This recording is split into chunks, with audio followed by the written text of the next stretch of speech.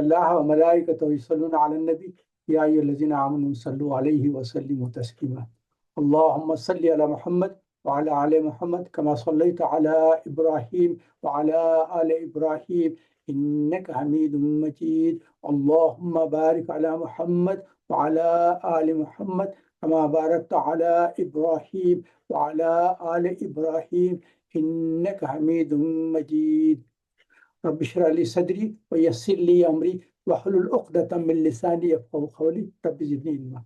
अल्हम्दुलिल्लाह, अल्लाह का लाख लाख शुक्र है कि फिर अल्लाह ताला ने हम सबको तौफीक दी कि फिर एक मरतबा जमा हो गए हैं कुरान को पढ़ने समझने, और उस पर सबसे ज़्यादा अहम चीज़ है उस पर अमल करने की तौफीक के ताल्लुक़ से अल्लाह ताला से दुआ मांगते हैं कि कुरान को पढ़ना है, समझना है, मगर उसके ऊपर अमल करना बहुत बड़ी चीज़ है। और ये चीज़ बग़ैर अल्लाह ताला की इनायत और रहमत और बरकत और इस्तिताअत से नहीं हो सकती। सो हम अल्लाह ताला से माफ़ी मांगते हैं, हमारे कोताहियों को गलतियों को माफ़ फरमा दे और हमारे लिए हिदायत के रास्ते खोल दे। आमीन या रब्बिल आलमीन।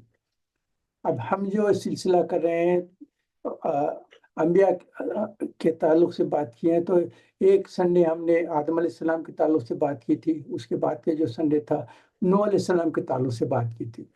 आज हम चूँकि वक्त कम होते जा रहा है और फिर इतनी तफसील नहीं मिल सक रही है, तो आज हम इदरीस अलैहिस्सलाम के ताल्लुक से करेंगे और हूद अलैहिस्सलाम के ताल्लुक से थोड़ा सा गौर फिक्र करेंगे। इदरीस अलैहिस्सलाम के ताल्लुक से ये है कि इसको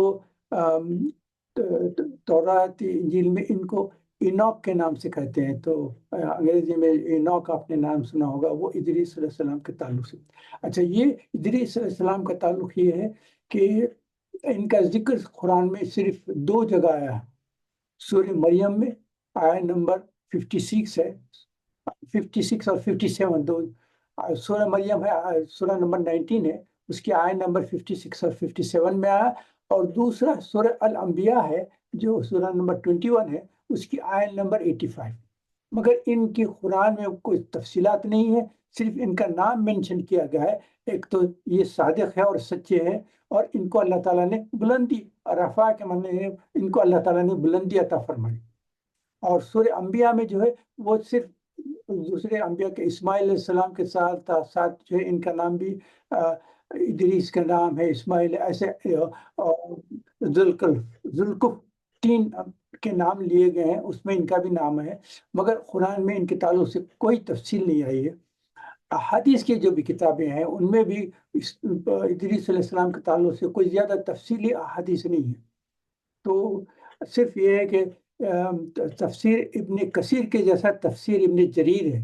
इब्न जरीर तबरी जो है ना, उन्होंने अपनी तफसीर में इनके ताल्लुक से कुछ लिखा है, जिसके ताल्लुक से बाज़ मुफस्सिरीन ने और स्कॉलर्स ने थोड़ा उसको क्वेश्चन किया है कि ये तो तौरात की चीज़ों को लाने की कोशिश की है। मगर आपको मैं बता दूं, तौरात के ताल्लुक से हमको बता दिया गया है कि तौरात और जो पुराने की कुतुब है उनके ताल्लुक से हुज़ूर अकरम सल्लल्लाहु अलैहि वसल्लम ने बिल्कुल हमको क्लैरिफाई कर दिया है कि उनके ताल्लुक से 3 एक्शंस ले सकते हैं।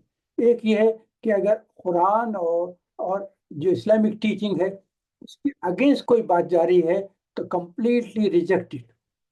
वो उसको कहें कि ये तौरात का हिस्सा नहीं है, ये तो कोई बनी बनाई चीज़ें हैं जो तौरात में मिला दी गई थी या इंजील में मिला दी गई। तो जो इस्लाम और कुरान के खिलाफ जाता है उसको कंप्लीट रिजेक्शन। दूसरा यह है कि कुरान और इस्लामी टीचिंग के साथ मुमासिलत आकर आ गई है तो उसको तो एक्सेप्ट कर लो, क्योंकि वो भी अल्लाह की किताब है, वो भी अल्लाह की तरफ से दी गई वही थी, और वही चीज़ को फिर कुरान में रिपीट किया गया है, तो उसको एक्सेप्ट कर लो। तो एक है रिजेक्शन है, दूसरा 100% एक्सेप्टेंस है। अब तीसरा एक और चीज़ है जिसको कहते हैं कि उसमें आपको एक चीज़, एक मिनट, उसमें क्या होता है कि ये न कुरान के खिलाफ जा रही है, न कुरान के ताल्लुक से कुछ सपोर्ट हो रहा है, मगर इसमें कुछ ऐसी अच्छी बातें हैं जो कुरान के न मुखालिफत में है न मुआफ़क़त में है। तो उन चीज़ों को भी हदीस में बयान किया गया है कि उनको उससे अगर कोई फ़ायदे की चीज़ मिल सकती है तो उसको एक्सेप्ट करने के लिए। उसके ताल्लुक से میں بعد میں ہوا تو اس کی جو حدیث ہے صحیح بخاری کی وہ آپ سے شیئر کر لوں گا، مگر اس وقت نہیں کروں گا۔ تو اس کے تعلق سے یہ ابن جریر طبری نے حضرت عبداللہ بن عباس رضی اللہ تعالیٰ کے تعلق سے حدیث بیان کی ہے۔ اس میں حضرت عبداللہ بن عباس رضی اللہ تعالیٰ کہتے ہیں کہ انہوں نے کعب احبار جو ہے یہ ایک یہودی عالم تھے جو بعد میں اسلام قبول کر لیے، مسلمان ہوئے۔ تو انہوں نے کہا کہ ہماری کتابوں کے لحاظ سے یہ ہے عیسیٰ علیہ السلام جو ہے جن کو یونوک کہتے ہیں، وہ کے تعلق سے اللہ تعالیٰ نے ایک مرتبہ ان کو ایک وحی بھیجی جس میں کہا کہ تمہارے کہنے سے جو لوگ ایمان لائے اور شرک سے بچے اور توحید پہ قائم ہو گئے ہیں، تو وہ لوگ جتنے نیک عمل کریں گے تم کو ان ساروں کے کرنے کا جو عمل ہے وہ دگنا ملے گا تم کو۔ یعنی مطلب ہے کہ ہم کو بعض مرتبہ حدیثی کتاب میں بتا دیا جاتا ہے نا کہ آپ کسی کو کوئی نیک کام کی توفیق دی، ان کو سمجھائے، اور وہ آپ نے جو چیز ان کو سمجھائی ہے اور اس کے اوپر عمل کریں گے تو ایک تو ان کو عمل کرنے کا اس کا ثواب بھی ملے گا، اس کے ساتھ ساتھ جنہوں نے اس کو عمل کرنے کے تعلق سے بتایا ہے ان کو بھی اس کا ثواب ملے گا 100%۔ ان کو بھی تو دو ثواب ملیں گے، ایک تو کرنے والے کو ملے گا، دوسرا جس نے اس کو بتایا اور تعلیم دی اور کہنے کے لیے کہا تو اس کو بھی ثواب ملے گا۔ تو یہ ہمارے پاس یہ ایکسیپٹڈ چیز ہے۔ البتہ ادریس علیہ السلام کے تعلق سے انہوں نے بتایا کہ جتنے لوگ ان کے ہاتھ پہ اسلام قبول کیے اور شرک سے نکل کے توحید پہ آ گئے اور مسلمان اور مومن بنے، اس کے بعد جتنے نیک کام کیے ہیں ان کاموں کا ان کو ڈبل اجر ملے گا۔ تو ان کو بہت خوشی ہوئی، تو انہوں نے کہا کہ اب میں چاہتا ہوں کہ اللہ تعالیٰ سے معلوم کرنا چاہتا ہوں کہ میری عمر کتنی ہے، اور میں چاہتا ہوں کہ میری عمر میں اضافہ ہو۔ عمر میں اضافہ ہو تو اس کا مطلب یہ ہے کہ جتنے سال میں زندہ رہوں گا اتنے سال مجھے ان سب لوگوں کا اجر اور ثواب ملتے رہے گا۔ مگر ہمارے پاس کیا ہے، آپ کو سمجھا دوں نا، جب کسی کا انتقال ہوتا ہے تو کہتے ہیں کہ اس نے جتنے نیک اعمال جو کر رہے تھے وہ اعمال بند ہو گئے، اب پھر سے نہیں، نہ وہ نماز پڑھ سکتا ہے، نہ روزہ رکھ سکتا ہے، نہ زکوٰۃ دے سکتا ہے، نہ حج کر سکتا ہے، نہ عمرہ کر سکتا ہے۔ مگر کہہ جاتا ہے کہ جس کا انتقال ہوگا اس کے نیک اعمال کا جو سلسلہ تھا وہ بند ہو جاتا ہے، سوائے تین چیزوں کی۔ وہ کون سے تین چیزیں آپ سب کو معلوم بھی ہوگا، مگر پھر سے میں ریپیٹ کر دیتا ہوں۔ ایک تو یہ کہ انہوں نے کسی کو علم عطا فرمایا، تعلیم دی، قرآن پڑھائے، اس کو حفظ کرایا، تو جب تک جس کو آپ نے تعلیم دی ہے اس سے فائدہ اٹھائے ہیں، کسی کو آپ نے نماز پڑھنا سکھا دیا تو جب تک آپ کے بتائے طریقے سے نماز پڑھتے رہے گا اس کا ثواب ان کو بھی ملے گا اور جس نے بتایا اس کو بھی ملے گا۔ اسی طریقے سے آپ قرآن کی کسی صورت کو کسی کو یاد دلا دیا تو آپ نے اس کو حفظ کرایا، تو وہ جو حفظ کر کے وہ جب تک وہ قرآن پڑھتے رہیں گے تو اس کا ثواب ان کو بھی ملے گا اور جس نے سکھایا اس کو بھی ملے گا، اگرچہ کہ اس کی وفات ہو گئی ہے مگر اس کے ثواب یہ جاری رہے گا۔ دوسری چیز یہ صدقہ جاریہ ہے، کوئی آپ نے جو ہے ہاسپٹل بنایا، چیریٹیبل کوئی کام کیا، کسی مسجد بنا دی ہے، یتیم خانہ بنا دیا ہے، اور کچھ ایسے پہلے زمانے میں کنواں اور پانی کا انتظام کرتے تھا، اب آج کل جو ہے وہ ویل کا شروع ہوگا، واٹر ویلز کا شروع ہو گیا، تو آپ واٹر ویل لگا دیے۔ اگر کسی نے کوئی درخت کی کوئی بیج لگایا اور درخت بڑھنے کے بعد اس کے پھل ملے ہیں تو جتنے لوگ وہ پھل کھائیں گے تو اس کا ثواب اس کو ملتے رہے گا، اور جو آپ نے کنواں کھدایا یا پانی کے جو انتظام کیا جب تک پانی پیتے رہیں گے اس کا ثواب آپ کو ملتے رہے گا۔ تو تین چیزیں جو ہے ان میں سے تیسری چیز ہے اولاد صالح، نیک اولاد۔ جی اپنی اولاد کو آپ نے نیک اور دین کی طرف لائے، ان کو نیک تربیت دی اور دین پہ چلنے کی ان کو تاکید کرتے رہے، تو جب تک آپ کے وہ اولاد آپ کے انتقال کے بعد بھی جب تک نیک کام کرتے رہیں گے اس کا ثواب ملے گا۔ تو یہ چیز میں آپ کے سامنے، آپ جانتے ہیں سب مگر میں پھر بھی ریپیٹ کر دیا۔ تو یہ ادریس علیہ السلام کے تعلق سے جب یہ بتایا گیا تو ان کو بتایا گیا تھا کہ جتنے لوگ کام کریں گے ان کا دگنا ثواب ملے گا، ان کو تو ایک ثواب ملے گا مگر آپ کو دو ملیں گے، کیونکہ آپ نے ان کو تلقین کی اور توحید کی طرف بلائے اور نیک عمل کیا۔ تو ان کو خواہش ہوئی کہ اللہ تعالیٰ میری عمر بڑھا دے۔ اس کے تعلق سے جب ان کے پاس جو فرشتہ آتا تھا اس سے بات چیت کرنے کے بعد انہوں نے کہا کہ میری یہ بڑی خواہش ہے کہ میری عمر میں اضافہ ہو جائے، تو اس کے تعلق سے میں چاہتا ہوں کہ کیا ہو۔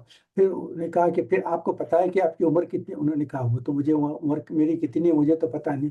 تو پھر ان سے گفتگو کرتے ہیں، انہوں نے کہا کہ جو ملک الموت ہے، جو روح نکالتے ہیں، ان سے میں ملاقات کرنا چاہتا ہوں، تاکہ ان سے کچھ پوچھ لوں گا کہ آپ کے میرے لحاظ سے کب ہے میری موت کا وقت کب ہے، تاکہ مجھے ایک آئیڈیا ہو جائے کہ کتنے سال تک میں رہوں گا اور کب میں چلے جاؤں گا۔ تو پھر فرشتے نے کہا کہ اگر یہ بات ہے تو آپ میرے ساتھ آسمانوں پہ چلیں، تو ان سے ملاقات کر کے ان سے خود بات کر لیں گے، کیونکہ ملک الموت اگر آپ کے پاس آئے ہیں تو اس کا مطلب ہے کہ آپ کی روح نکالنے آئے ہیں، تو اس سے تو آپ کو فائدہ نہیں ہوگا کہ اب آپ کی عمر کتنی بچ گئی ہے۔ تو انہوں نے کہا کہ یہ بہت اچھی بات ہے۔ تو اس فرشتے کے ساتھ ادریس علیہ السلام آسمانوں پہ گئے ہیں۔ جب چوتھے آسمان پہ پہنچے ہیں تو وہاں ملک الموت نظر آئے، تو فرشتے نے کہا کہ میں جا کر بات کرتا ہوں ملک الموت ہے۔ تو وہ جا کر فرشتے نے ملک الموت سے پوچھا کہ آپ ادریس علیہ السلام کے تعلق سے آپ کو کچھ پتا ہے کہ ان کی عمر کتنی رہ گئی، ان کا موت کا وقت کیا ہے؟ کیونکہ روح قبض کرنے والے اللہ تعالیٰ نے آپ ہی کو مقرر کیا ہے ان کی روح نکالنے کے لیے، تو آپ کو کچھ اندازہ ہے کہ کب ان کی روح نکالیں؟ انہوں نے کہا کہ ادریس کے تعلق سے تم بات کر رہے ہیں، تو کہاں ہے وہ؟ انہوں نے کہا کہ اسی چوتھے آسمان پر لے کر آیا۔ تو انہوں نے کہا اوہ، میرا بہت پرابلم تم نے سالو کر دیا۔ انہوں نے کہا کیا ہو گیا تھا؟ انہوں نے کہا کہ مجھے حکم ہوا ہے کہ ادریس علیہ السلام کی روح نکالوں، اور کہا گیا ہے کہ ان کی روح کو چوتھے آسمان پہ نکالنا چاہیے۔ اب میں پریشان ہوں کہ میں تو آسمان سے نیچے اتر کر ادریس علیہ السلام زمین میں جہاں ہے وہاں جاؤں گا اور وہاں کی ان سے ملاقات کروں گا، اور پھر وہاں ان کی روح نکال نہیں سکتا۔ اب وہ چوتھے آسمان پہ کیسا آئیں گے تو کیسا نکالوں گا، اس پریشانی میں تھا میں۔ تو مگر تم نے بتایا کہ چوتھے آسمان پہ آ گئے ہیں، تو مجھے ان کی روح نکالنا آسان ہوگی، اور فوری انہوں نے کہا اور ان کی روح کو قبض کر دی۔ یہ جو ہے کعب احبار جو رضی اللہ تعالیٰ عنہ، جو تورات کے جو بڑے اسکالر تھے، اور انہوں نے حضرت عبداللہ بن عباس رضی اللہ عنہ کے تعلق سے واقعہ کیا۔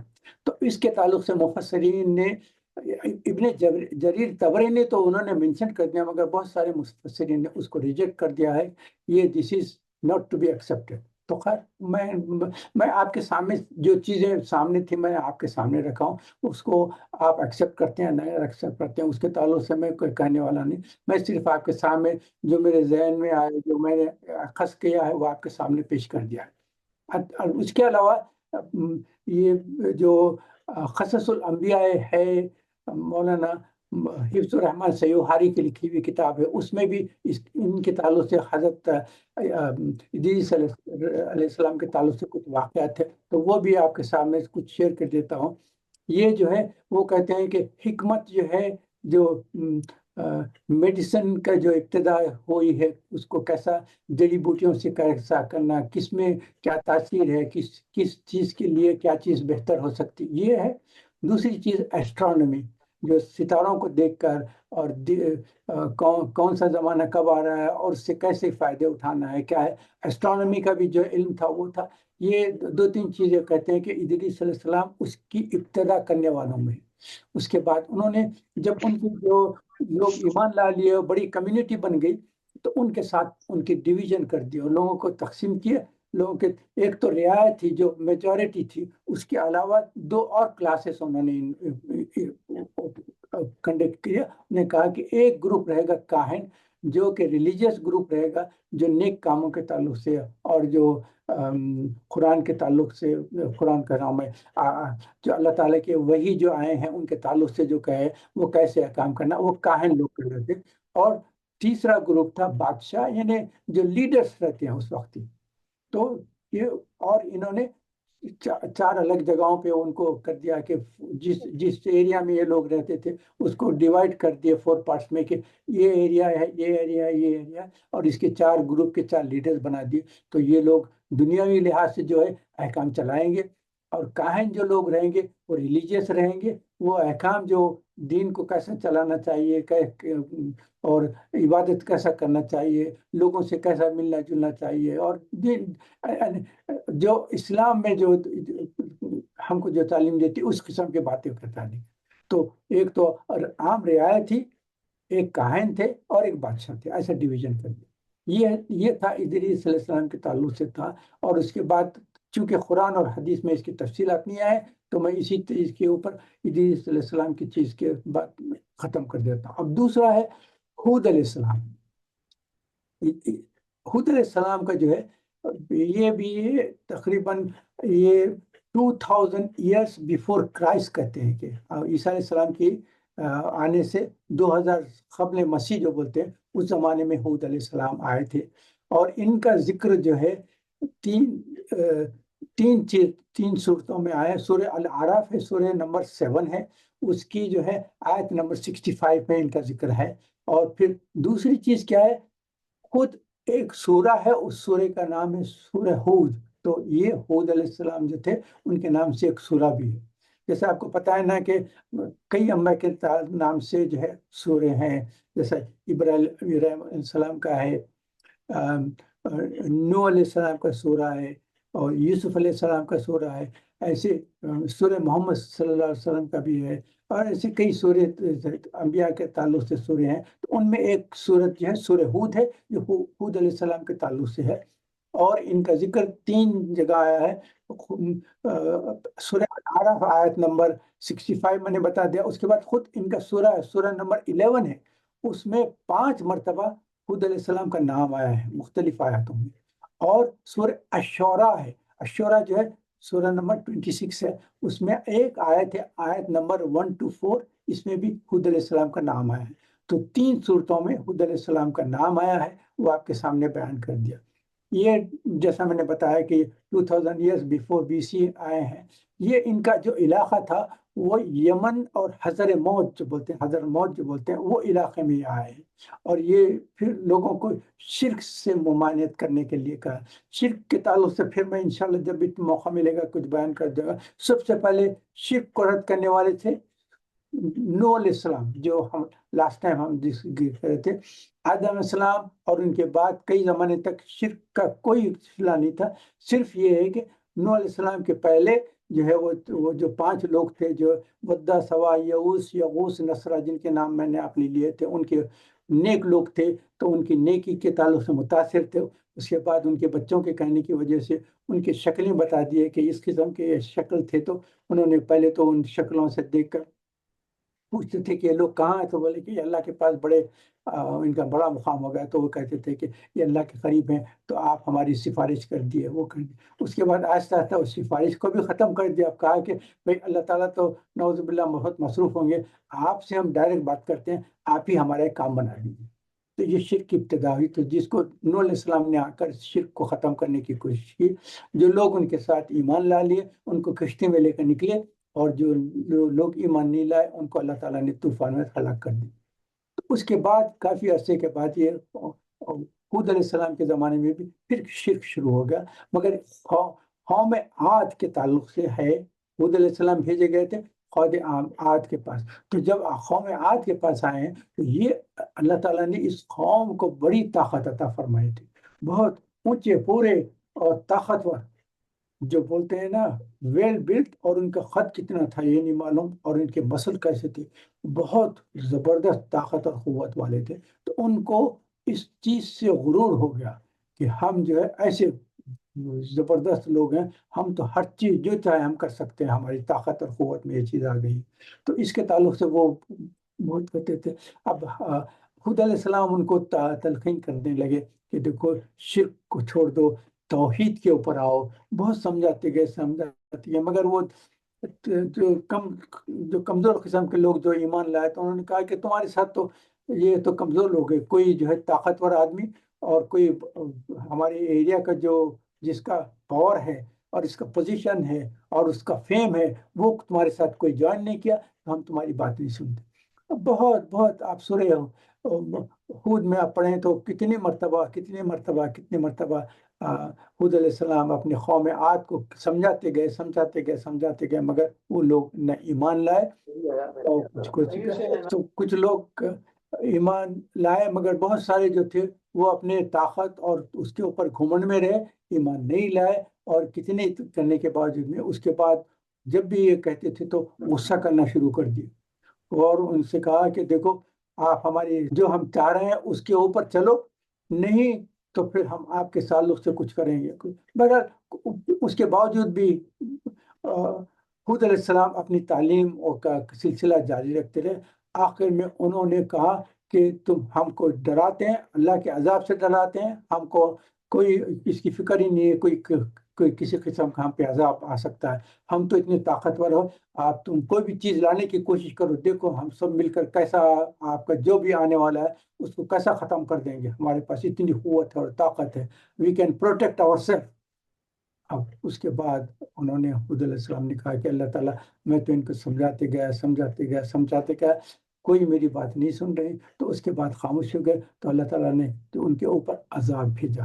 اللہم احفظنا 8 days اور 7 nights، یعنی 8 دن تک مسلسل، 7 راتوں تک مسلسل اتنی زبردست ہوا آئی، طوفان آیا جس کو ہم ٹورنیڈو کہتے ہیں نا، کہ ہم کبھی دیکھتے ہیں کہ آپ نے دیکھا ہوگا کہ جو تیز ہوا آتی ہے تو ٹرکس کو اٹھا کر پھینک دے رہے ہیں، جھاڑیں اکھڑ کے چلے جا رہے ہیں، گھروں کے چھتیں اکھڑ کے چلے جا رہے ہیں، تو یہ تو کوئی چیز نہیں ہے، کیونکہ یہ صرف ایک چھوٹا ہمارے لحاظ سے ایک اسمال ٹورنیڈو ہے، ان کے بعد جو آیا ہے وہ اگر یہ 1% ہے تو وہ 110% کر دیجیے آپ اس کو، اتنا زبردست آیا کہ ساری جتنے یہ اپنے اسٹون کے بلڈنگیں بنائے تھے اور گھریں بنائے تھے سارے ریزہ ہو گئے، جھاڑیں اٹھا کر پھینک دی گئے، اور ان لوگوں کو بھی اتنے وزن جو طاقتور تھے اوپر اٹھا کر لے کے اور وہاں سے پھینکا گیا ہے، تو بالکل ان کی باڈی اسمیش ہو کے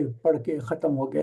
تو 7 nights اور 8 days مسلسل جو عذاب آیا ہے اس میں ان کی کمپلیٹلی تباہی ہو گئی۔ یہ تعلق سے تھا ادریس علیہ السلام کا اور حود علیہ السلام کے تعلق سے، جو قرآن اور حدیث میں یہ چیزیں آئے ہیں میں آپ کے سامنے بیان کر دیا ہوں، پھر بھی آپ جب بھی موقع ہو اور سورہ حود کے ایک مرتبہ تلاوت کر لیں تو اس میں سورہ حود میں آپ کو قوم عاد کے تعلق سے تفصیلات آ جائیں۔ یہ 2 انبیاء کے تعلق سے میں بیان کر دیا ہوں، پھر انشاءاللہ کچھ یہ سلسلہ انبیاء کا جو ہے انشاءاللہ پھر نیکسٹ سنڈے ہم کرتے رہیں گے۔ آج میں آپ کو تھوڑی سی اور ایک بات بتا دینا چاہتا ہوں، ہم نوح علیہ السلام کے تعلق سے جب بات کیے تھے اس میں شرک کی ابتدا ہوئی تھی، تو شرک کے تعلق سے میں تھوڑی سی آپ کو آپ کے جو معلومات ہیں ان کو پھر سے دوبارہ آپ کو یاد دلا دیتا ہوں، یہ چیزیں آپ کے علم میں ہے تو ہیں مگر ایک دوسرے سے پھر ایکسچینج آف ویو جو بولتے ہیں نا اس کو کرتے ہیں۔ شرک کیا ہے؟ اللہ تعالیٰ کے تعلق سے 2 چیزیں کرتے ہیں، ایک تو یہ ہے کہ اللہ کا جو مقام ہے اس مقام سے اللہ تعالیٰ کو نیچے لا کر اس کے کریشن جو ہے اس لیول پہ لا دیتے ہیں اللہ کو، نعوذ باللہ کہ ہم جیسے ہیں نا، نعوذ باللہ اللہ تعالیٰ بھی اس قسم کا ہے، تو یا تو اللہ کو اپنے پوزیشن سے لو کر کے کریشن کے برابر، مخلوقات کے برابر کر دیتے ہیں، یا دوسری چیز یہ ہے کہ مخلوقات کا پوزیشن اونچا کر کے خالق کے طرح، اللہ کے طرح لیول پہ لا لے دیتے ہیں۔ تو یہ 2 چیزیں یاد رکھیے، یا تو نعوذ باللہ اللہ کا مقام نکال کر نیچے لاتے ہیں، یا مخلوقات کا مقام بلند کر کے اللہ کے لیول پہ آ جاتے ہیں، اس چیز کو شرک کہتے ہیں۔ شرک کے جو ہے کئی اقسام ہیں مگر وقت کے لحاظ سے میں آپ کے سامنے صرف 3 شرک کے اقسام بیان کرتا ہوں۔ شرک فی العقیدہ، شرک فی الذات، اور شرک فی الصفات، یہ 3 چیزیں یہ یاد رکھیں۔ اور یہ کیا ہے؟ ان کو شرک جلی کہتے ہیں، یعنی اوپن شرک۔ ایک دوسرا شرک ہے اس کو شرک خفی کہتے ہیں، وہ جو ہے ہڈن شرک ہے۔ وہ ہڈن شرک کیا ہے وہ میں آپ کو بعد میں بتا دوں گا، پہلے ہم یہ تینوں کے تعلق سے ذرا سا ڈسکس کر لیں گے۔ شرک فی العقیدہ یہ ہے، شرک فی العقیدہ یہ ہے کہ اللہ کے مخلوقات، نعوذ باللہ، یہ جو ہے اللہ کے پاس جو طاقت اور قدرت ہے اور جو چیزیں ہیں جو علم اللہ کا جو علم ہے وہ اس بندوں میں سے کہتے ہیں کہ یہ کسی بندے کے پاس بھی اس کا بھی کافی علم ہے اللہ کی جیسا ہے اس کے پاس ہے، یا رزق اللہ دیتا ہے وہ کہتے ہیں کہ نہیں بھائی یہ رزق دینے والے ہیں، یہ رازق ہے، یہ ہم کو عطا کرنے والے ہیں۔ اور کسی کے پاس طاقت اور قدرت ہے تو بھائی ان کی قدرت ہے، ان کی طاقت ہے، یہ سارا جو ہو رہا ہے نا ان کی وجہ سے ہو رہا ہے، یہ ان کی وجہ۔ تو یہ اللہ کے تعلق سے شرک فی العقیدہ ہے۔ اس کے تعلق سے آپ کو ایک بات بیان کرتا ہوں، میں اپنے ینگ زمانے کا جب میڈیکل اسٹوڈنٹ تھا، جب اس وقت ہم ہمارے محلے کی مسجد میں جایا کرتا تھا، جمعہ کی نماز کے وقت آتے تھے تو ہم صفوں میں جو کوشش کرتے تھے کہ اگلی صف میں بیٹھ جائیں گے۔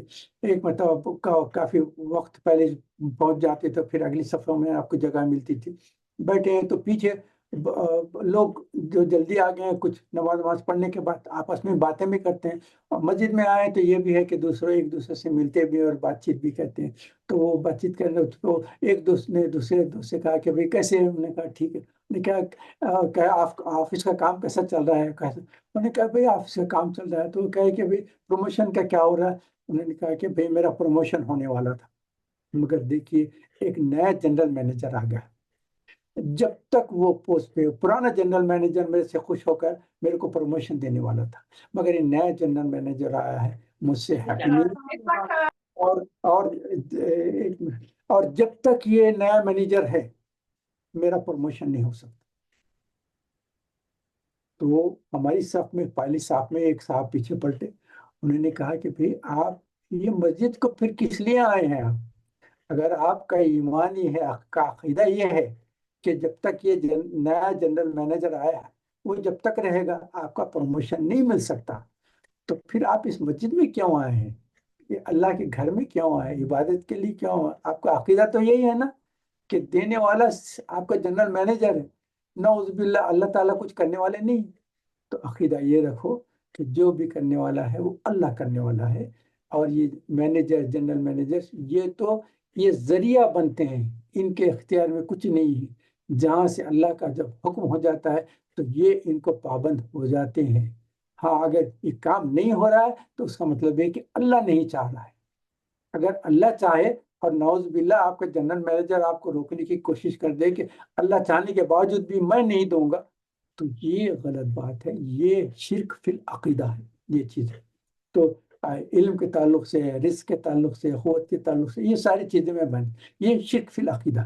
شرک فی ذات کیا ہے؟ شرک فی ذات یہ ہے کہ اللہ کی ذات میں کسی کو شریک کر دینا۔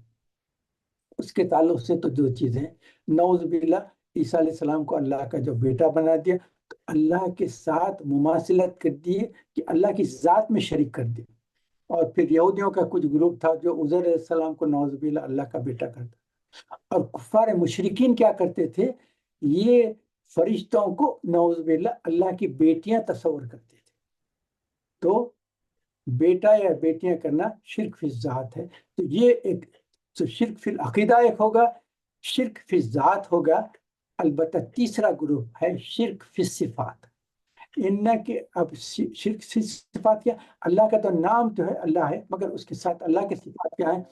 وہ عالم ہے، وہ رازق ہے، وہ قدیر ہے، وہ قدرت والا ہے، وہ معاف کرنے والا ہے، وہ عذاب دینے والا ہے، وہ آپ کو ساری چیزیں کرنے والا ہے۔ تو یہ صفات ہے، اور اللہ کو ہم جو ہے صفت کے ذریعے سے ہم جانتے ہیں، اللہ کے صفات کے ذریعے سے۔ اب یہ ہے کہ مخلوقات جو ہے کریشن میں بھی ہے صفاتیں ہیں، صفت کامن ہو جاتی ہے، جیسا کہ اللہ تعالیٰ کو علم ہے تو جو علم حاصل کرتے ہیں ان کو بھی تو عالم کہتے ہیں، نہ صرف عالم کہتے ہیں، علامہ بھی کہتے ہیں نا، بہت زبردست علم جاننے والے۔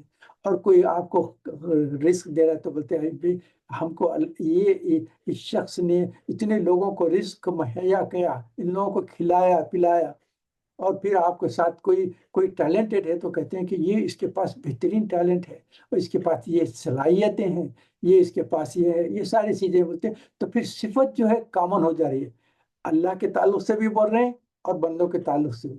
اللہ کو بھی کہتے ہیں علیم ہے، اور بندے کو بھی کہتے ہیں علیم ہے۔ اللہ رازق ہے، بندے کو بھی کہتے ہیں یہ بھی رازق ہے، یہ بھی غذا پہنچا رہا ہے۔ اللہ تعالیٰ یہ عنایت کرتے ہیں تو کہتا ہے یہ بھی عنایت کرتے ہیں۔ تو پھر یہ کیا ہے، ایک کامن چیز ہو جاتی ہے صفات میں، مگر اس کو حل کرنے کا بہترین طریقہ بتا دیتا ہوں۔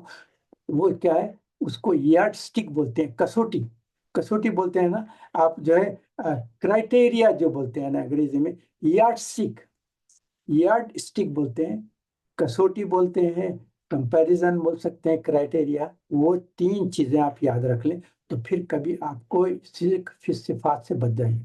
کیا چیز، تین چیزیں آہستہ آہستہ بتاتا ہوں میں۔ اللہ کی صفات اور بندوں کے صفات میں نمبر ون یہ ہے کہ یہ ہمیشہ سے ہے اور ہمیشہ رہے گا، یعنی ازل سے پہلے بھی اللہ کے پاس یہ صفت تھی، اور ازل کے بعد بھی جب دنیا ختم بھی ہو جائے گی وہ صفت اللہ کے پاس رہے گی۔ دنیا قائم ہونے سے پہلے بھی اللہ کے پاس وہ صفت تھی، اور دنیا ختم ہو جائے گی تو اس کے بعد بھی صفت رہے گی۔ مخلوقات میں یہ ہے کہ ایک وقت جب مخلوق کی جو دنیا میں ایگزسٹنس ہوتی ہے، جیسے انسان کو کہیں، انسان کی جب پیدائش ہوتی ہے تو اس کے بعد اس انسان کے پاس وہ صفات پیدائش کے بعد اس میں آتے ہیں، اور جب انسان مر جاتا ہے تو اس کی وہ صفات ختم ہو جاتی ہیں۔ سمجھے آپ؟ تو ازل سے پہلے اللہ کے پاس ہے اور ازل کے بعد بھی رہے گے، اور مخلوقات میں یہ ہے کہ ان کی جب ایگزسٹنس ہوگی تو وہ صفت آئے گی، ایگزسٹنس ختم ہوگی تو صفت ختم ہو جائے گی۔ اور اللہ کے پاس جو ہے یہ ازل سے ہے، اور ازل سے پہلے بھی، ازل کے بعد۔ نمبر ون یہ یارڈ سٹک ہو۔ دوسری چیز یہ ہے کہ اللہ کے جو صفات ہے وہ لامحدود ہے، اور بندوں کے صفات جو ہے وہ محدود ہے۔ جیسے بصارت ہے، دیکھنا ہے، سننا ہے، کہنا ہے، کوئی کام کرنا ہے، اس میں اللہ تعالیٰ ورع الورع ورع البرا ورع الورع ہے، ان کے پاس یہ چیز ہمیشہ سے ہے، ہمیشہ رہے گی، اور ان لمیٹیڈ ہے، اس کا کوئی آپ لمٹ نہیں کر سکتے۔ اور بندے جتنے ہیں ان کی یہ ہر چیز لمیٹیڈ ہے۔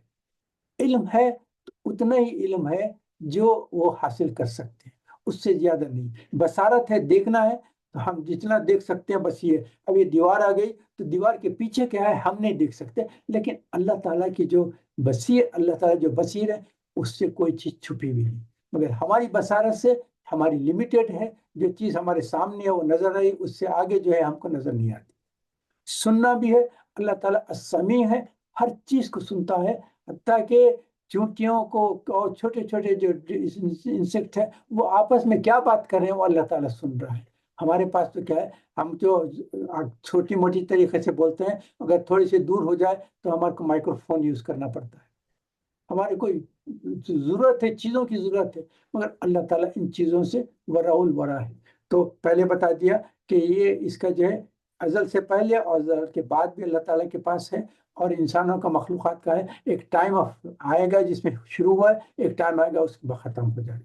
دوسری چیز یہ ہے کہ جو بھی چیز ہے وہ ہمارے لحاظ سے مخلوقات کی جو ہے لمیٹیڈ ہے، اور اللہ تعالیٰ کی جو صفت ہے ان لمیٹیڈ ہے۔ تیسری کرائٹیریا جو ہے، یہ اللہ تعالیٰ کی جو صفات ہیں وہ از خود ہے، آٹومیٹک ہے، آف ہز اون ہے، اور بندوں کے جو صفات ہے وہ عطائی ہے، ڈیلیگیٹڈ ہے، اللہ تعالیٰ نے دی ہے تو آپ کے پاس آئی ہے۔ آپ کی بصارت ہے، اللہ تعالیٰ آپ کو جب تک آنکھوں سے بصارت دے رہا ہے، آ رہی ہے، اس کے بعد جب بصارت چھین لیتا ہے تو اچھا خاصا انسان رہتا ہے، وہ کہتے ہیں ہی بیکیم بلائنڈ، اس کی بصارت ختم ہوئی۔ تو یہ چیز میں آپ کے سامنے رکھنا چاہ رہا تھا۔ بصارت ہے، سماعت ہے، علم ہے، قدرت ہے، یہ سب اللہ کی دی ہوئی۔ آپ کے ہاتھ پیر ہے، انسان اپنے ہاتھ پیروں سے سب کام کر سکتا ہے، سب کام کر سکتا ہے، لیکن جس کو پیرالسس ہو جاتا ہے، جو اسٹروک ہو جاتا ہے، جو فالج ہو جاتا ہے، تو وہ شخص جو اپنے ہاتھ پیر کو استعمال کر رہا تھا اب اس کے مسلس کام نہیں کر سکتے۔ زبان ہے، آپ کہہ سک رہے ہیں، جو پیرالسس ہو جاتا ہے تو بات نہیں کر سکتی، سوری۔ اس کے بعد جو بہرے ہو جاتے ہیں، سن سک رہے تھے، اس کے بعد آہستہ آہستہ آپ کی قوت سماعت کم ہو جاتی ہے تو ہیئرنگ ایڈ لگانا پڑتا ہے۔ آنکھوں سے دکھتے دکھتے آپ کو جو ہے ویژن خراب ہو جاتا ہے تو آپ کو گلاسز پہننا پڑتا ہے۔ تو یہ چیز کہہ رہا تھا کہ اللہ کے صفات جو ہیں وہ لامحدود ہے، از خود ہے، اور ان لمیٹیڈ ہے، اور بندوں کے جتنے بھی صفات ہیں ان میں یہ تین چیزیں ہیں۔ تو اس سے آپ یارڈ سٹک ہے، اس سے آپ اندازہ کر لے سکتے ہیں کہ یہ تو یہ شرک ہوئے گا۔ اب یہ چیز آپ سمجھ میں آ گئے تو اس کے بعد اب آپ کو کوئی شرک نہیں ہوگا۔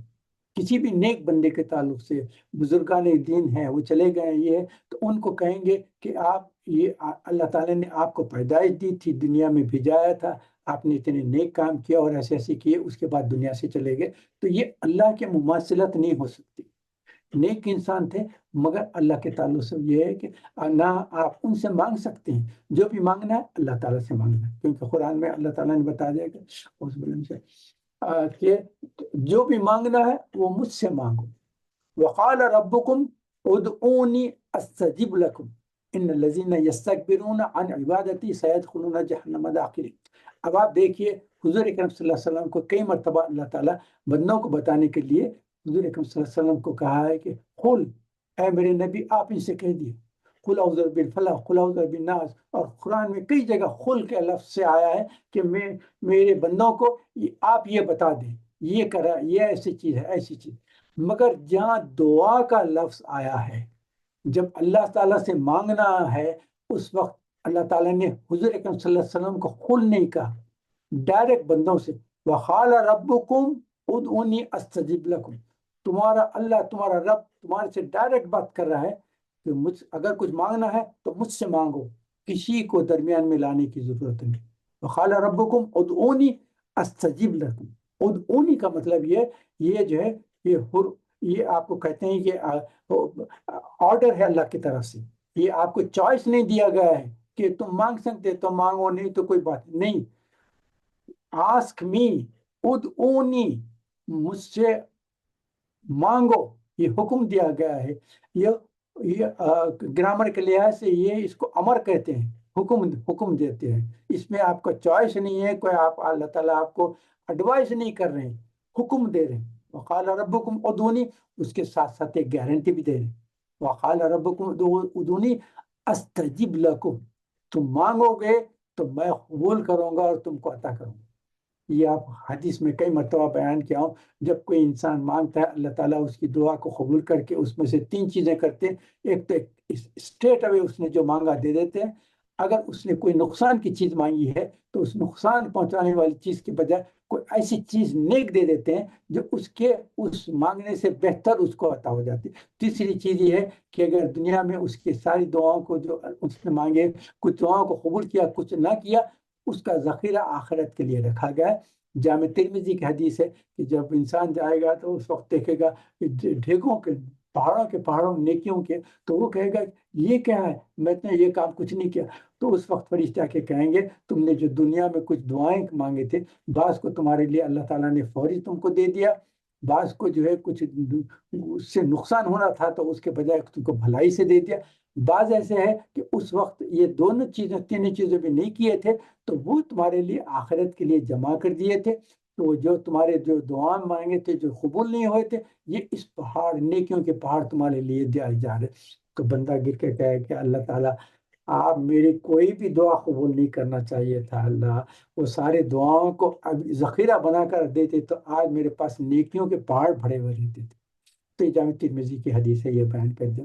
تو یہ کہہ رہا ہوں کہ یہ اللہ تعالیٰ کی تعلق سے یہ ہے کہ مانگنا ہے صرف اللہ سے مانگنا، کسی سے نہیں مانگنا، کسی سے نہیں مانگنا، کسی سے نہیں۔ ہاں شفاعت ہے تو اللہ تعالیٰ سے کہیں کہ اللہ تعالیٰ اپنے پیارے نبی کو ہمارے لیے شافع بنا دے، ان کی شفاعت ہم کو نصیب فرما، شفاعت نصیب فرما۔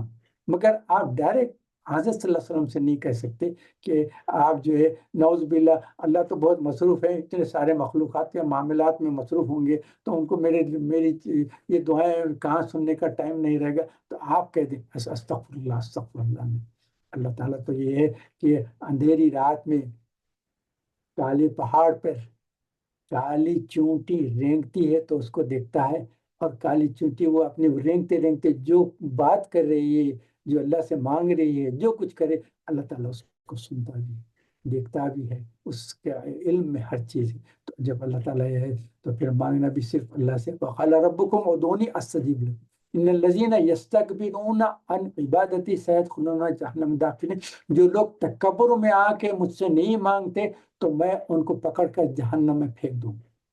تو یہ دیکھیے ہمیشہ دعا الحمدللہ ہم تو کثرت سے دعائیں مانگتے رہتے ہیں، ہمیشہ آپ دعا مانگتے رہیں، تو یہ اللہ تعالیٰ کے فرمان کا ہے، اور حکم کے تابعداری بھی ہے کیونکہ امر کا معاملہ ہے، اور دوسرا اس کے ساتھ ساتھ جو ہے ہم جو ہے اللہ تعالیٰ کا وعدہ بھی ہے، ہم کو اللہ کے وعدے سے کوئی کرتے ہیں، لا تخلف المیعاد، ہم جب اذان کے بعد کی جو دعا کرتے ہیں نا، اللهم رب هذه الدعوة التامة والصلاة القائمة آت محمدا الوسيلة وسبحان محمد الذي وارزقنا الشفاعة من يوم القيامة إنك لا تخلف الميعاد. ہم ہر اذان کے بعد کہتے ہیں اللہ تعالیٰ اپنے وعدے سے ہٹنے والا نہیں ہے، تو اللہ جب قرآن میں آپ کو یہ وعدہ کر دیے ہیں تو کیسا نہیں اللہ تعالیٰ قبول کریں گے. تو یہ شرک کے تعلق سے بتا رہا تھا. اب میں چھوٹا سی بات کر دیتا ہوں. یہ جو بتایا ہوں نے شرک جلی ہے. یہ شرک جلی کو میں 3 ڈسٹنکٹ کرا. ایک ہے شرک خفی. شرک خفی کیا ہے؟ شرک خفی یہ ہے جس کو پہچاننا اتنا ہی مشکل ہوگا جیسا میں نے آپ نے بتایا، اندھیری رات میں کالے پہاڑ پر کالی چونٹی اگر رینگ رہی ہیں تو ہم دیکھ سکتے ہیں نہیں. تو شرک خفی کو کہا ہے کہ یہ ایسی حالت ہے کہ اندھیری رات میں کالے پہاڑ پہ کالی چونٹی جب رینگ رہی ہے تو کیا ہم دیکھ سکتے ہیں؟ نہیں. تو شرک خفی بھی یہ ہے کہ جو ہم کو پتہ بھی نہیں چلتا کہ ہم اس شرک میں ہیں. اس کے تعلق سے جو میں پڑھا ہوں آپ کے سامنے پیش کر دیتا ہوں. شرک خفی کیسا سمجھایا گیا ہے اس کے تعلق سے ایک مثال دے دیتا ہوں. آپ نفل نماز پڑھ رہے ہیں، جماعت سے تو پڑھیں گے تو سب کے ساتھ ہی نماز پڑھ رہے ہیں. فرض نماز ختم ہو جانے کے بعد اب آپ نفل نماز پڑھیں، نفل نماز پڑھ رہے ہیں. اب میں آپ کو ایک مثال دیتا ہوں کہ مسجد میں آپ نماز ختم کر دیے اور آپ جو ہے نفل نمازیں پڑھ رہے ہیں، اور کوئی ایک شخص آپ کے بازو نماز سے پہلے بھی ملاقات ہوئی ہوگی یا نماز کے بعد بھی ملے ہوں گے، اس کے بعد آپ کھڑے رہ کے نفل پڑھ رہے ہیں. اب وہ شخص بھی آپ کے ساتھ رکعت بن دیا اور آپ بھی اس کے بازو جو ہے رکعت بڑھ کے اب آپ نفل نماز اپنی پڑھ رہے ہیں. پڑھتے پڑھتے اب اس کے بعد قرآن بھی تھوڑا سا آپ جو عام پڑھتے تھے ذرا دیکھ رہے ہیں کہ یہ بھی ابھی رکو میں نہیں جا رہا ہے تو تھوڑا سا اور بھی زیادہ لمبا کر دی. اس کے بعد جب رکو میں گئے تو آپ سبحان ربی العظیم، سبحان ربی العظیم، سبحان ربی العظیم 3 مرتبہ پڑھنے کی عادت ہے. مگر اب یہ شخص رکو ذرا لمبے کر رہا ہے تو آپ کو ایک دم خیال ہوتا ہے کہ بھئی میں تو اپنا کوئی 3 مرتبہ کھڑے رہ کے کھڑا ہو جاؤں گا، تو ذرا میں بھی 3 کے بجائے 5 بھی کر سکتے ہیں نا. سبحان ربی العظیم، سبحان ربی العظیم، سبحان ربی العظیم تو پڑھتے تھے. اب سبحان ربی العظیم 5 مرتبہ پڑھنا، 1-2 کا اضافہ کر دیں. اس کے بعد اب سجدے میں بھی گئے تو آپ ہمیشہ سجدہ کرتے ہیں سبحان ربی العلیٰ، سبحان ربی العلیٰ، سبحان ربی العلیٰ 3 مرتبہ پڑھتے. اب ذرا وہ بھی بازو شخص ہے، ہو سکتا ہے کہ انہیں تو ذرا لمبا کر رہا ہے، میں کوئی کر لوں گا تو ذرا اچھا نہیں دکھے گا، چلو سبحان ربی العلیٰ میں بھی 5 مرتبہ پڑھ لے. پڑھ کے نماز ختم ہوگی. اب یہ شرک خفی کیا ہے یہ آپ کو سمجھانے کے لیے بتائیں. اللہ تعالیٰ کے پاس جب جائیں گے تو اللہ تعالیٰ کہیں گے میرے بندے ہمیشہ تو نفل نماز جو اپنا پڑھا کرتا تھا، اس میں تو رکو میں سبحان ربی العظیم 3 مرتبہ، سبحان ربی العلیٰ 3 مرتبہ پڑھتا تھا. مگر تمہارے بازو جب شخص آ گیا تو اس کے موجودگی سے تم متاثر ہو گئے اور اس کے بعد سبحان ربی العظیم 3 کے بجائے 5 پڑھ لی اور سبحان ربی العلیٰ 3 کے بجائے 5 پڑھ لی. تو یہ 3 کے بعد یہ جو 2 کا اضافہ کیے ہیں وہ کس کا ہے؟ 3 مرتبہ تو تم میرے لیے پڑھا کرتے تھے، مگر اب یہ 2 جو ہے اس کو بتانے لکھے پڑھے نا. اب تم نے میری عبادت میں نماز میں 2 لوگوں کو جوائن کر دیا ہے. کچھ نماز میرے لیے پڑھے ہیں، کچھ نماز اس کے لیے پڑھے. تو یہ شرک خفی ہے. اب دیکھیں آپ کس کو بھی پتا بھی ہو سکتا ہے کہ میں شرک کر رہا ہوں. تو شرک خفی اس لیے کہا گیا ہے کہ یہ شرک جو ہے بالکل آپ کے اندازے سے اس کو معلوم کرنا بہت مشکل ہے. تو ہم دن رات کی ایکٹیویٹیز میں بھی دیکھیں جو ہم نیک کام کر رہے ہیں اس میں اگر ہم لوگوں کو اس میں بتانے کے لیے اگر کوئی کیے، ہماری نیت یہ ہے کہ صرف جو کام بھی ہم کر رہے ہیں ہم اللہ کی خوشنودی کے لیے کر رہے ہیں. لیکن آپ اس میں بندوں کے سامنے بھی کچھ ذکر کرنا شروع کر دیا، اپنی نیکیاں بیان کرنا شروع کر دیا کہ دیکھو بھائی میں روز صبح سے شام تک اتنے اذکار کرتا ہوں، اتنا قرآن پڑھتا ہوں، اور میں یہ آپ ان کے علم میں لانے کے لیے بنائے شروع کر دیے. تو وہ آپ اللہ کی خوشنودی کے بجائے وہ بندے کو اپنا انوالو کرنا شروع کر دیا. یہ اس چیز کو شرک خفی کہتے ہیں. اب اس کی تو زبردست مثال تو یہ ہے نا بھائی چیریٹی دے رہے ہیں.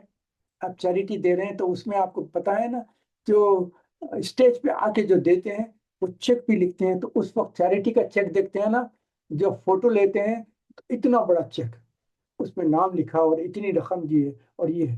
تو یہ جو بتانے کے کہ اس کو ہم اکثر دیکھتے ہیں، اس کو کہتے ہیں ریاکاری. ریاکاری کا مطلب یہ ہے کہ لوگوں کو دکھانے کے لیے کر رہے ہیں. وہ اللہ کی خوشنودی کرتے ہیں تو وہ اپنے حد تک. مگر اس میں ایک چیز کلیئر کر دیتا ہوں، کیونکہ آپ کو ہو سکتا ہے خیال بھی آتا ہوگا کہ بھئی جب چیریٹی کا ہوتا ہے تو لوگوں کو انوالو کرتے ہیں، تو کہتے ہیں کہ لوگوں کو انوالو کرنے کے لیے کہتے ہیں کہ کوئی شخص جو پہلے بتائے گا کہ میں کوئی نیک کام کر رہا ہوں، مسجد کی تعمیر ہے، یتیم خانہ ہے، کوئی چیریٹی کر رہے ہیں، کچھ کلیکشن کر رہے ہیں، تو اس میں جو پہلے کہے گا اس کو ثواب زیادہ ملے گا، کیونکہ وہ ابتدا کر رہا ہے. اس لحاظ سے اگر آپ ابتدا کر رہے ہیں کہ یہ جو میں کام کر رہا ہوں یہ صرف اللہ کی خوشنودی کے لیے کر رہا ہوں، مگر میرا یہ کام کرنے سے ہو سکتا ہے کہ لوگ متاثر ہو کے وہ بھی نیک کام میں آئیں گے، تو اس کے لیے کرنا اس لیے جائز ہے، کیونکہ آپ کی نیت صرف اللہ کی خوشنودی ہے. مگر ساتھ ساتھ یہ کہہ رہے ہیں کہ بندے میں سے میرے ایک نیک کام سے خوش ہو کر وہ بھی جوائن کریں گے تو اس کا ثواب بھی ملے گا. تو ریاکاری یہ ہے کہ نیک اعمال آپ جو کرتے ہیں سب سے پہلے نیت یہ ہے کہ ہم اللہ کی خوشنودی کے لیے کر رہے ہیں. اس کے ساتھ ساتھ اگر اس سے فائدہ ہو کر کسی کو فائدہ ہو سکتا ہے اور نیک کام میں جوائن کر سکتے ہیں تو وہ شرک نہیں ہے، وہ شرک خفی نہیں ہے. مگر جس میں آپ جان بوجھ کر جو کر رہے ہیں کہ نیک کام کر رہے ہیں، اور اس لیے اب آپ جو کچھ بھی اپنی تنہائی میں، خلوت میں اللہ تعالیٰ سے جب رجوع ہو کے کچھ کام کرتے ہیں تو اس کے بعد اس کا ذکر لوگوں کے سامنے مت کیجیے. اب تہجد کی آپ نمازیں پڑھتے ہیں تو لوگوں سے کہے کہ دیکھو بھائی میں تو پابندی سے تہجد کی نماز پڑھتا ہوں، تو آپ کو بولنے کی ضرورت نہیں. لوگوں سے کہیں بھائی تہجد کی نماز پڑھتے جائیں، میں بھی پڑھتا ہوں آپ بھی پڑھیں تو بہت اچھی بات. مگر آپ یہ لوگوں کے سامنے شروع کر دیں کہ میں ہر رات تہجد کی اتنے رکعتیں پڑھتا ہوں، تو یہ آپ لوگوں کو بولنے سے آپ کو وہ اس کو ریاکاری میں شمار ہو جاتا ہے. تو ریاکاری سے بچیں، کیونکہ ریاکاری کا جو ہے وہ مقدمہ ہی first case on day of judgment. آپ کو پتہ ہے نا، حدیث صحیح مسلم میں تفصیل سے حدیث آئی ہے، کئی مرتبہ سن رہے ہوں گے، میں پھر بار بار ریپیٹ نہیں کرتا کہ صحیح مسلم میں یہ ہے کہ اللہ تعالیٰ جو first case starting, first case hearing case جو ہوتا ہے وہاں سے ابتدا ہوگی. قیامت کے دن پہلا جو کیس ہوگا وہ 3 لوگوں کا ہوگا. وہ ایک عابد ہوگا جو بہترین عبادت کرنے والا اور وہ علم کو پھیلانے والا. ایک جو ہے طاقتور ہوگا جو شہید ہوگا. تیسرا وہ ہوگا جس کو اللہ تعالیٰ نے دولت دی ہے اور وہ نیک کاموں میں خرچ کرے گا. تو یہ تینوں نے جو کام کیا وہ اللہ تعالیٰ کہیں گے کہ یہ تم نے جو بھی کیا ہے صرف دکھلائے کے لیے کہا ہے، تقریریں کرتے رہے، عبادتیں کرتے رہے، لوگوں پہ اپنا امپریشن کرتے رہے کہ دیکھو میرے پاس اتنی نالج ہے، میں ایسا کرتا ہوں، میں ایسا کرتا ہوں، میں ایسا نیک انسان ہوں. یہ بتانے کے بعد اللہ کہیں گے تو تم میرے لیے نہیں کرتے تھے، لوگوں کو بتانے کے لیے کرتے. اور جو طاقتور تھا اس نے شہید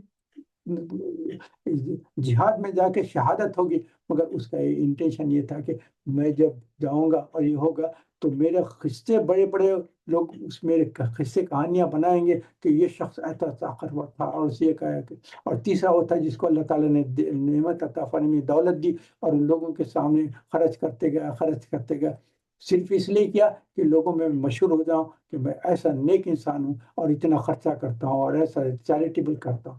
یہ 3 لوگوں کو اللہ تعالیٰ، یہ first case on the day of judgment رہیں گا، تینوں کو پکڑ کر بالوں سے پکڑ کر کھینچ کے جہنم میں ڈال دیں. اللہ محسن، اللہ محفوظ، اللہ محفوظ. تو یہ کہنا تھا آپ کے سامنے کہ اس چیز کا بہت خیال کریں. الحمدللہ نے اسی لیے سب سے اہم چیز کیا ہے، سونے سے پہلے جب آپ لیٹیں گے بستر پہ، تکیے پہ آپ رائٹ ٹرن ہو گے، چہرے کے نیچے رکھ لیں گے، اس وقت اللہ تعالیٰ سے کہیں کہ اللہ تعالیٰ صبح سے شام تک میرے ساتھ جو بھی کوتاہی ہوگی، اللہم انی اعوذ بک من ان اشرک بک شیئا وانا اعلم به واستغفرک لما لا اعلم به تبت عنه وتبرأت من الكفر والشرك والنفاق والفحشاء والغيبة والبهتان والكذب والمعاصي كلها واسلمت وآمنت واقول لا الہ الا اللہ محمد رسول اللہ. جو یاد بھی نہیں ہے تو پڑھ اس نہ کرنے کہ اللہ تعالیٰ صبح سے شام تک جتنے کام کیا ہوں سب سے آپ کے حضور میں معافی چاہتا ہوں. جتنے کام میں نے جان بوجھ کے مجھ سے غلطی ہو گئی، وہ جو تو مجھے پتا ہے کہ میں نے کسی کے ساتھ کچھ جھوٹ بول دیا، یا کسی کا کام کرنا تھا وہ نہیں کیا، کسی کے اوپر غصہ پہ آ گیا، کسی کے ساتھ یہ تکلیف پہنچا، تو یہ تو میں کیا ہوں اللہ تعالیٰ، یہ چیز مجھ سے غلطی ہوگی، اللہ تعالیٰ آپ معاف فرما دیں اور ان سے معافی دلا دیں، یہ تو جان بوجھ کے کیا۔ مگر اس کے ساتھ میں کیا، اللہ تعالیٰ میرے علم میں بھی نہیں ہے کہ مجھ سے کچھ غلطی ہوگی، مجھ سے کچھ گناہ ہوگا، کچھ خطا ہو گئی، کچھ شرک ہو گیا، میں جانتا بھی نہیں ہوں، اگر غلطی سے ہو گیا ہے تو مجھے اس کا علم بھی نہیں ہے، اس سے بھی میں آپ کے حضور میں توبہ کرتا ہوں، اللہم انی اعوذ بک من ان اشرک بک شیئا وانا اعلم به واستغفرک لما لا اعلم به، اور اس سے بھی استغفار کرتا ہوں جس کو میرا علم بھی نہیں ہے۔ تو یہ بہت اہم چیز ہے، اس سونے سے پہلے یہ دعا کر لیا کریں، اللہ تعالیٰ سے دعا کریں کہ اللہ تعالیٰ ہمارا کہنا سنا اس کو قبول فرما دے۔ ایک چیز بیان کر کے میں ختم کرتا ہوں کہ بعض وقت قرآن کی ہم آیت تلاوت کرتے ہیں، اس کا ترجمہ بھی دیکھتے ہیں، ہم کو دیکھتے ہیں سمجھتے ہیں، مگر بعض مرتبہ ایسا ہوتا ہے کوئی آیت پڑھتے ہیں اور اس کو اب حالات کے لحاظ سے اب سمجھ میں آتا ہے کہ یہ آیت ابھی نازل ہوئی کیا، اب یہ حالت کے لحاظ سے، جیسا حضرت اکرم صلی اللہ علیہ وسلم کی وصال کے بعد جو ہے حضرت عمر کھڑے رہ گئے تھے، نہیں حضور کا وصال نہیں ہے، وہ تو صرف جیسا عیسیٰ علیہ السلام اور موسیٰ علیہ السلام اور جو حضور جیسا معراج میں گئے تھے وہ اللہ تعالیٰ سے ملاقات کرنے گئے ہیں، وہ پھر آنے والے ہیں، ان کا انتقال نہیں ہوا۔ تو حضرت ابو صدیق گئے، حضور صلی اللہ علیہ وسلم کو دیکھے، ان کا بوسہ لیا، اس کے بعد انہوں نے کہا کہ ہاں ان کا انتقال ہو گیا۔ اس کے بعد ممبر پہ کھڑے رہنے کے اس کے بعد وہ قرآن کی وہ آیتیں تلاوت کے، محمد اللہ رسول، محمد صلی اللہ علیہ وسلم تھے، ایک رسول تھے جو اللہ تعالیٰ نے ان کو بھی موت دی ہے، اور وہ صرف اللہ کی ایک ذات ہے جس کو موت نہیں، اللہ کے سوا ہر کسی کو موت آنے والی ہے۔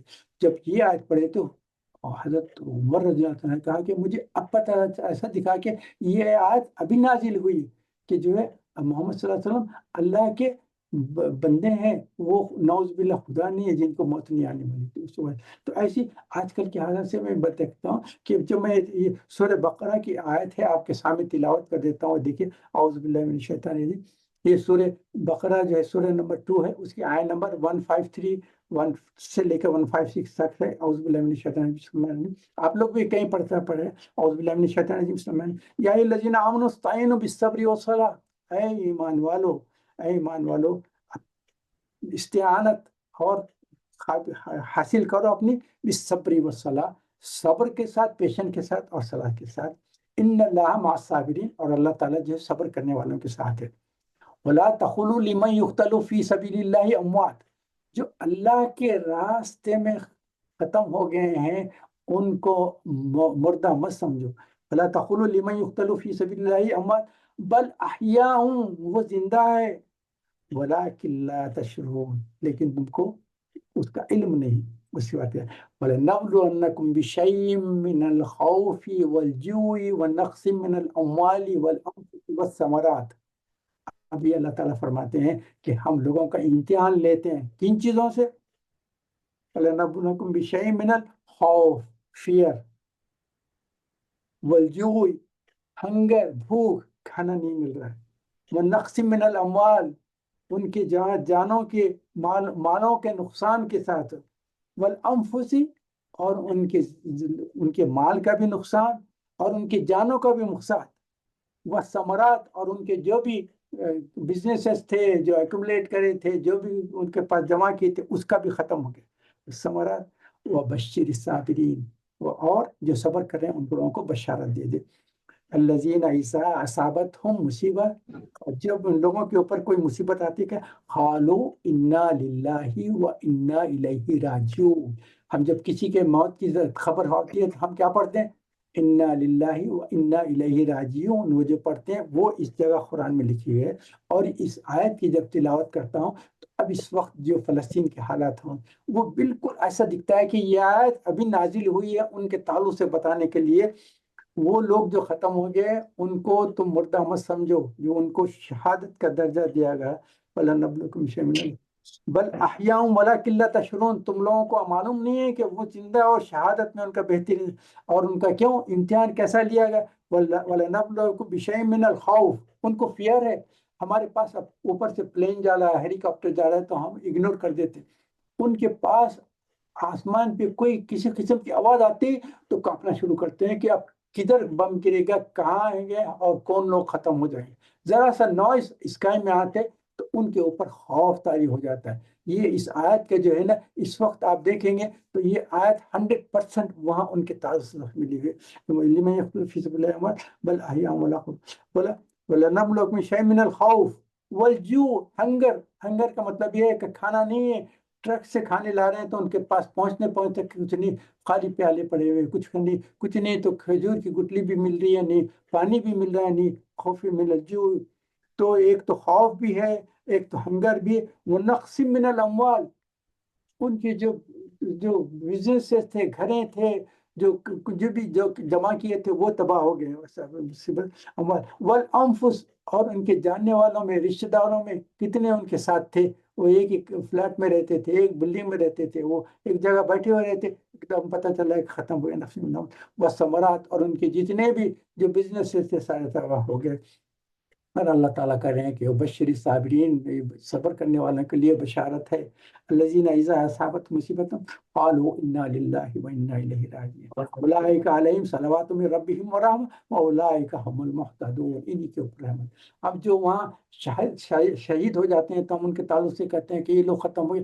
آپ کو کیا پتا، جیسے ان کی روح نکلی، فرشتے آسمانوں میں پھر رہے ہیں کو کلیکٹ کرنے کے لیے، لیتے ہی فوراً ان کو لے جا کے جنت کی بشارت میں شہادت کا درجہ کیا دے رہے ہیں ہم کو پتہ نہیں. اللہ تعالیٰ ان کے تعلق سے کتنی پوزیشن ان کو دے رہے ہیں. تو یہ میں آپ کے سامنے یہ چیز شیئر کرنا تھا، کرتا ہوں کہ آپ کو اس تعلق سے بھی ہم کو بہت تکلیف پہنچ رہی ہے. ہم سب فلسطین میں جو ہو رہا ہے اس کے تعلق سے دن اور رات ہم اللہ تعالیٰ سے دعائیں کرتے ہیں. اللہ تعالیٰ اپنی امت محمدیہ کے جو لوگ اس وقت فلسطین میں جو مشکلات سے گزر رہے ہیں، اللہ تعالیٰ ان پر مظلومین کو، ظالموں کو ظلم سے بچا دے. اللہ ان کے لیے اپنے راستے، ان کے لیے رحمت اور برکت نازل فرمائے. اللہ کے سوا کوئی مدد کرنے والا نہیں، صرف اللہ ہی کی مدد کرنے والے ہیں. تو آج کی سلسلہ ختم کرتا ہوں، کافی ٹائم ہو گیا. سبحانک اللہم و بحمدک، نشہد لا الہ الا انت، نستغفرک و نتوب الیک. سبحان ربک رب العزت عما یصفون وسلام علی المرسلین والحمد للہ رب العالمین. دعا کر لیں گے، اس کے بعد اگر کچھ کچھ پوچھنا ہے تو کر لیں. اللہم صلی علی محمد وعلی آل محمد کما صلیت علی ابراہیم وعلی آل ابراہیم انک حمید مجید. اللہم بارک علی محمد وعلی آل محمد کما بارکت علی ابراہیم وعلی آل ابراہیم. اللہم انی اسألک ایمانا کاملا ویقینا صادقا وعملا متقبلا ودعاء مستجابا وعلما نافعا كاملا واسعا ورزقا حلالا طيبا وبدنا صابرا ولسانا ذاكرا وقلبا خاشعا وقلبا صابرا وقلبا شاكرا وقلبا منورا وتوبة نصوحا وتوبة قبل الموت وراحة عند الموت ومغفرة بعد الموت والعفو عند الحساب والفوز بالجنة والنجاة من النار. اللهم حبيب لنا الإيمان وزينه في قلوبنا وكره إلينا الكفر والفسوق والعصيان وجعلنا من الراشدين وجعلنا من الصادقين وجعلنا من الصابرين وجعلنا من الشاكرين وجعلنا من المخلصين وجعلنا من المخلصين وجعلنا من المخلصين وجعلنا من عبادك الصالحين لا خوف عليهم ولا هم يحزنون. ربنا آتنا في الدنيا حسنة وفي الآخرة حسنة وقنا عذاب النار. رب ارحمهما كما ربياني صغيرا. ربنا هب لنا من أزواجنا وذرياتنا قرة أعين واجعلنا للمتقين إماما. فاطر السماوات والأرض أنت ولي في الدنيا والآخرة توفني مسلما والحقني بالصالحين. اللهم احفظنا من كل بلاء الدنيا وعذاب القبر وعذاب الآخرة. رب اغفر وارحم وانت خير الراحمين. اللہ پاک ہماری ساری دعاؤں کو اپنے رحمت کے طفیل قبول فرما لے. اللہ تعالیٰ اس وقت جو پریشان حالی ہیں ان کو پریشانی حال سے نجات عطا فرما. خاص طور پہ فلسطین کے جو لوگ پریشانی سے گزرے ہیں، اللہم انصرنا امت محمد صلی اللہ علیہ وسلم. اللہم اعز الاسلام والمسلمین. اللہ تعالیٰ اپنی رحمت برکت نازل فرما، پریشانیوں کو دور فرما دے. اس وقت آپ کے سوا کوئی کرنے والے لا الہ الا انت، لا الہ الا انت، لا الہ الا انت. مسلمانوں کو توفیق عطا فرمائے. امت محمدیہ اس وقت بہت پریشان حال سے گزر رہی ہے. اللہ تعالیٰ آپ کی رحمت کے امیدوار ہیں، اپنی رحمت نازل فرمائیں۔ ہم سے کوتاہیاں ہو گئی، غلطیاں ہو گئی، ہر قسم کی سزا کے ہم جو عذاب کے مستحق ہو گئے ہیں۔ اللہ تعالیٰ آپ کی اتنی نافرمانی اور ناشکری کی ہیں، مگر اللہ تعالیٰ ہم سب آپ کے حضور میں توبہ کی درخواست کرتے ہیں، استغفار کرتے ہیں۔ مسلمانوں پہ اپنا رحم و کرم فرما، امت محمدیہ پر خاص طور پہ اپنا رحم و فرما، ہماری ساری دعاؤں کو اپنے رحم و کرم فرما۔ جو پریشان حال ہیں ان کو پریشانی سے نجات فرما، جو بیمار ہیں ان کو شفا کاملہ اور عاجل عطا فرما دے، جو قرضدار ہیں ان کو قرضوں سے زیادہ عطا فرما۔ اور اللہ تعالیٰ جو ہمارے دوست احباب رشتہ جو اس دنیا سے چلے گئے ہیں، فلسطین کے جو ہیں ان کو شہادت کا درجہ اور آخرت کے بہترین انعامات اور جنت کے انعامات سے ان کو صاف فرما اور ان کی خبروں کو جو ہے جنت کے گہواروں میں سے گہوارے بنا دے، جنت کی کھڑکیاں کھول دے، اپنے رحمتیں برکتیں اور نوازشوں اور بہترین انعامات سے ان کو سرفراز فرما دے۔ ساری دعاؤں کا قبول فرمائے۔ ہم سے جو بھی کوتاہیاں، غلطیاں، نافرمانی اور ناشکریاں ہو گئے، اپنی رحمت کے تو معاف فرما دے، آپ کے سوا کوئی معاف فرمانے والا نہیں ہے۔ آمین یا رب العالمین، آمین آمین۔ سبحانک اللہم و بحمدک، نشہد ان لا الہ الا انت، نستغفرک و نتوب الیک۔ آمین رب العالمین، صلی اللہ علیہ وسلم۔